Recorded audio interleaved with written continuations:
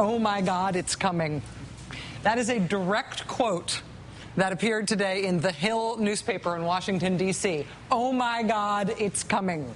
That quote comes from an anonymous source inside Congress explaining to the Hill how angry House Republicans are at John Boehner and the Republican leadership right now for letting this kill Medicare Paul Ryan budget disaster unfold the way that it has. Quote, members know that you don't, word that starts with P, you don't pee off senior citizens, and they know that this was handled badly, that there was no messaging, that Ryan's not making his case, and they're all looking down the road thinking, oh my God, it's coming. I don't really know why this isn't getting more attention. My sense is actually that this is maybe about to get more attention, although I could be wrong. But I think there is sort of an amazing, very mainstream story unfolding right now in Republican politics, which is that in the last couple of weeks, ever since the Paul Ryan kill Medicare plan has become so evidently politically horrible for Republicans, there has been a ton of Republicans talking smack about John Boehner and the Republican leadership to the Beltway press. And so much for the unified front, so much for Ronald Reagan's 11th commandment about never speaking ill of a fellow Republican. Look at what Republicans are saying about each other now to Beltway reporters. This is all recent stuff. Politico reporting earlier this week, staffers with the National Republican Congressional Committee warned leadership, quote, you might not want to go there, in a series of tense meetings before the House even voted on the budget. Another Republican source explaining to Politico, quote, the voices who were saying, let's do this in a way that's politically survivable, they got drowned out by a kind of panic. People in my district like Medicare, one lawmaker who is now having his own doubts about voting yes, tells Politico. Yet another Republican source telling them, quote, the feeling among leadership was, we have to be true to the people who put us here. We don't know what to do, but it has to be bold. Another GOP insider involved in the process was more morbid. Yeah, jumping off a bridge is bold, too. The Hill reporting last week, quote, one GOP senator who spoke on the condition of anonymity expressed his belief that Ryan made a serious tactical mistake. The lawmaker, who did not want to be quoted on the record criticizing a fellow Republican, said that by laying out specific Medicare reforms, Paul Ryan gave Democrats political ammunition. Quote, the only people talking about Medicare are Republicans, and we're just arguing with ourselves, said the lawmaker. The revolt in the Republican caucus is far enough along that in some cases it is not just anonymous revolt, it is becoming open revolt. Republican members of Congress even willing to use their own name when complaining about their leadership to the press. Republican Congressman Thaddeus McCotter of Michigan telling The Hill that he's heard of some bickering, quote, at a higher level than the average member. Rank and file lawmakers, he said, quote, just want to know what happened. I know what happened. What happened is that House Speaker John Boehner, for some reason, decided that at the start of a presidential election cycle, all the Republicans should all vote to kill Medicare. We have advanced this thesis before. And I want to reiterate that I do not mean this in a personal way. I do not mean to say that John Boehner is a bad person. I have no idea what kind of person he is. My sense is that he's probably nice. I, for example, tend to like people who cry in public. I think being unabashedly emotive can sometimes be a sign of good character, or at least of being an interesting person. But honestly, I have no real sense of John Boehner as a man. John Boehner as House Speaker, however, I do have a sense of. And I think that there is a good chance that he is not very good at his job. There were signs of this early on when, for example, he botched even the swearing in of the members of Congress at the start of the new session in which he was in charge. Mr. Boehner left 2 Republicans out of the swearing in. Also under Mr. Boehner, the House's first act was the reading of the Constitution on the House floor. But they left out some parts of the Constitution, they say on purpose, and they left out other parts of the Constitution not on purpose because some of the pages they were reading from got stuck together. Then John Boehner made a big show about having all of these new rules for their legislation in the House under his leadership.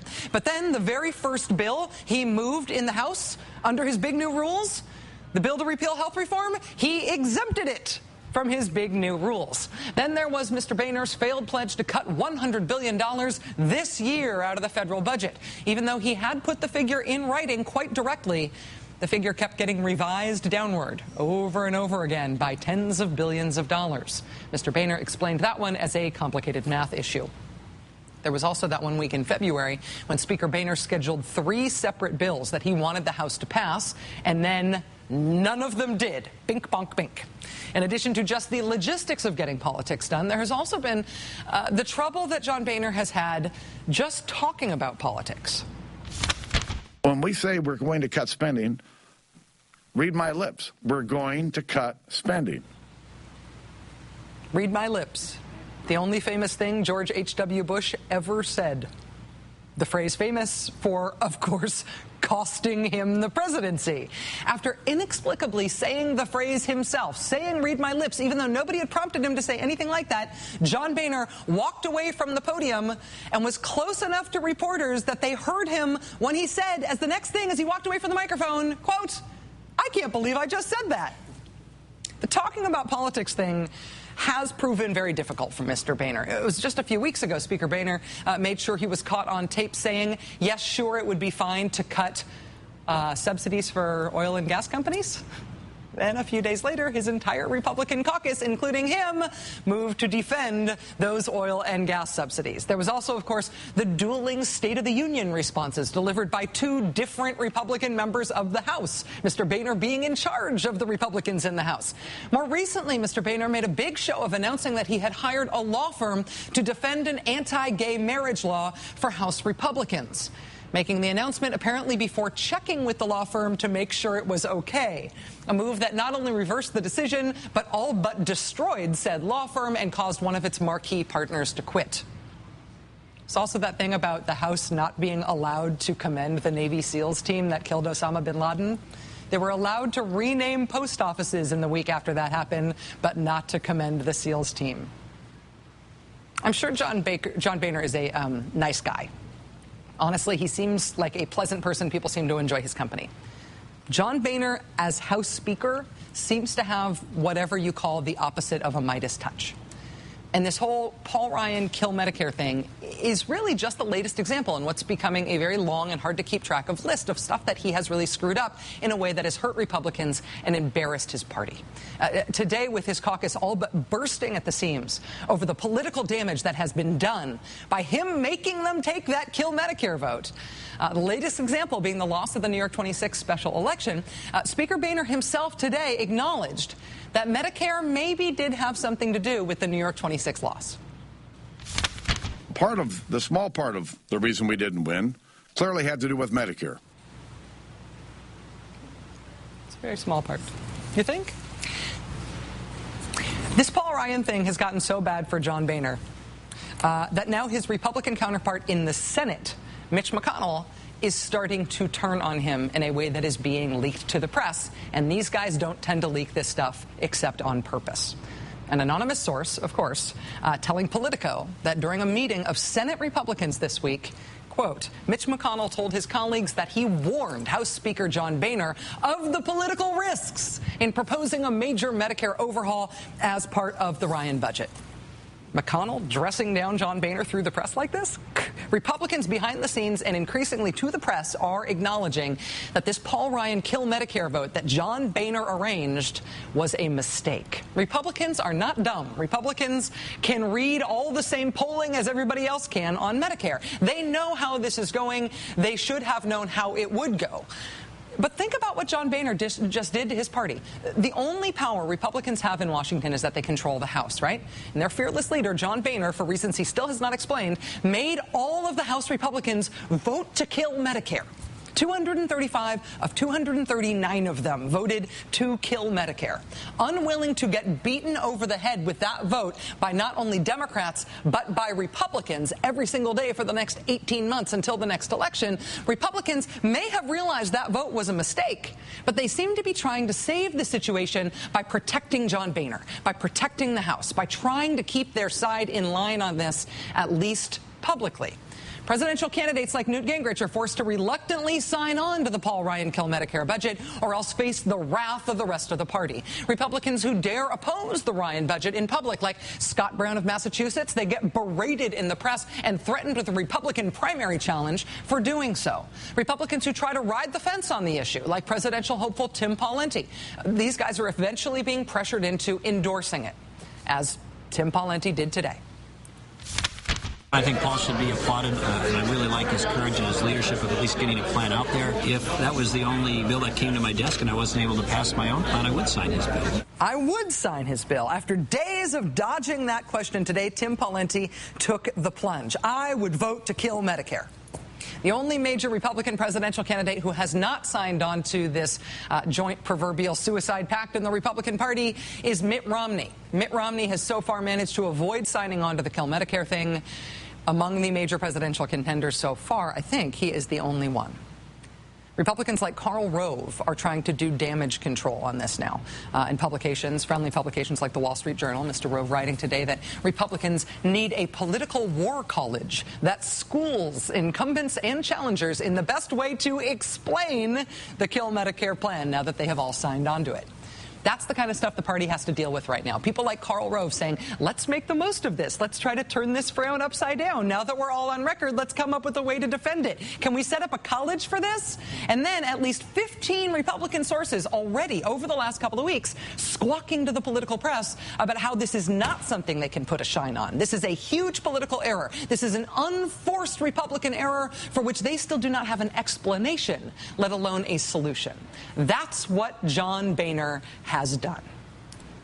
For anybody who does not like the chosen policies of House Republicans, anybody hoping that House Republicans therefore do not succeed at getting what they want, at this point, I think it is an open question as to whether or not you should be hoping that John Boehner remains as Speaker of the House Republicans. Joining us right now is Chris Hayes, Washington editor of The Nation magazine and an MSNBC contributor. Chris, it is great to see you. Thanks for being here. Great to see you, too. So what does it mean in Washington politics when everybody is running to the press to deride and mock their own party leadership, to deride and mock the Speaker of the House of their own party? Well, I mean, they love martial metaphors in Washington politics, and it means that people are really starting to head for the hills as opposed to beating an orderly retreat. In some ways, actually, I am shocked that there isn't more of this. I mean, if you take a step back, in some ways, the degree to which party discipline continues to be maintained is as surprising as how politically idiotic this entire enterprise was from the beginning. I mean, I talked to a Republican consultant today who said, I said, what do you think about 26 and Medicare? And he said, I hope it's a wake-up call because most of the members still think to themselves, we're right about this and people are going to come around to it. And as much as it's sort of shocking to see that article in The Hill and to see the kind of leaked comments about McConnell, remember, Democrats started running all over the place the day after Scott Brown. You had everyone, Barney Frank, saying on the record to Politico, like, well, that's it for health care. So in some ways, it's a real study in the kind of difference between the level of sort of party unity in both parties. And in this case, it's proving to be, it's sort of this, you know, it's sort of a double-edged sword because that party unity can be a very powerful tool when wielded behind things that are popular. But in this case, it's looking like a mass suicide pact. Well, in terms of understanding it, I feel like there is something to be said for the idea that now that they have done it, they have to figure out how to try to survive it. So they're going to try to survive it together rather than which was the same logic of healthcare, right? I mean, we were all saying after this, you can't unring that bell. You cannot walk away from that vote you've taken. If you drop it now, you have the worst of both worlds. But the big difference here, right? It's one thing to take a really difficult vote politically or one that is going to expose you to political risk in exchange for a substantive accomplishment. Yeah. But that was never on the table here. I mean, it was just clear that phasing out Medicare was not going to pass a Democratic Senate and get signed by a Democratic president. That's what is so mind-boggling about this. That's why the title of this segment is The John Boehner is Bad at His Job Hypothesis, because it's not that he came up with the idea to kill Medicare. Republicans have been kicking around like this around forever. But he not only let Paul Ryan put that in his plan, but let Paul Ryan put forward that plan in a way that was adopted as the official Republican Party budget, and then he made everybody vote on it, which does not achieve it, which has nothing to brag on, and picks the fight. It's an astonishingly bad move, and I guess I feel like my new task is to convince John Boehner to explain to me the thinking, because there's got to be some thinking. Here's the thinking. I think I can tell you the thinking, which is that I think they thought they had this kind of shock doctrine moment, to quote my colleague Naomi Klein, which was that there was this sort of panic on Capitol Hill about deficits and debts. There was this very intense conversation amongst Beltway pundits and the sorts about the entitlement crisis and the debt crisis, there was a tremendous amount of kind of backlash expressed through the midterm elections. And they thought they could kind of pull off this bait and switch, that they could basically run against Democrats and kill them for voting to, quote, cut Medicare, and then kind of sneak in this agenda because everyone in Washington was kind of behind this. And I think they just forgot, frankly, how much people like social insurance and like the welfare state. I mean, that's just a core fundamental fact of American politics, and they are fundamentally ideologically opposed to it. Squaring that circle is difficult even in the best of times, right? So absolutely. I think they thought they could get away with it. I thought they thought it was one of those crisis moments when they can kind of strike when the iron was hot, and they just were wrong. They forgot about the humans with right. the thinking. Yeah, that would be reacting to them. Chris Hayes, Washington editor of The Nation magazine, MSNBC contributor. Chris, thanks a lot. Appreciate it, man. Thanks, Rachel.